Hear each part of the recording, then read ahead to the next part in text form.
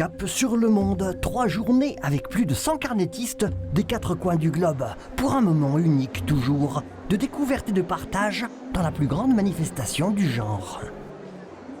Quand on vient au rendez-vous du carnet de voyage, on a cette chance et cette possibilité de rencontrer. Donc ce sont des lieux d'échange, de rencontres, de proximité. Les carnétistes ont chacun leur stand. Et ils présentent leurs carnets, ils présentent leurs originaux en général. Donc ils sont, moi je dis, ils sont d'une grande générosité parce que tout le monde peut voir, toucher leur carnet. Je pense qu'il n'y avait pas de particularité, mais c'est un sentiment personnel, c'est que les carnets avec une forme d'engagement, de témoignage, sont peut-être un peu plus présents.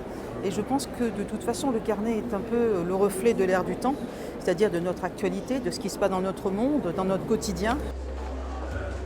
Invité d'honneur du festival, Olivier Weber fut longtemps journaliste correspondant de guerre pour être aujourd'hui écrivain et ambassadeur de France itinérant contre les atteintes aux droits de l'homme. Rien de plus beau que la rencontre, en fait, de se déplacer. Alors évidemment, on est quand même tenté avec l'ère du numérique de ne plus tellement sortir. Ce qui est en péril, en revanche, c'est le manque d'esprit critique.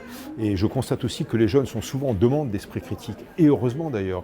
Et moi, je ne cesse aussi que d'essayer de leur dire, mais d'où vous vient cette information et pourquoi? Et je pense qu'il y a toujours cette volonté, effectivement, de remettre en question cette source d'information. Ça, c'est très important, surtout à l'ère des fake news, donc des mauvaises ou des fausses informations. Rendez-vous gratuit pour les moins de 25 ans pour donner envie très tôt d'aller voir. Et vivement novembre 2022, la prochaine édition.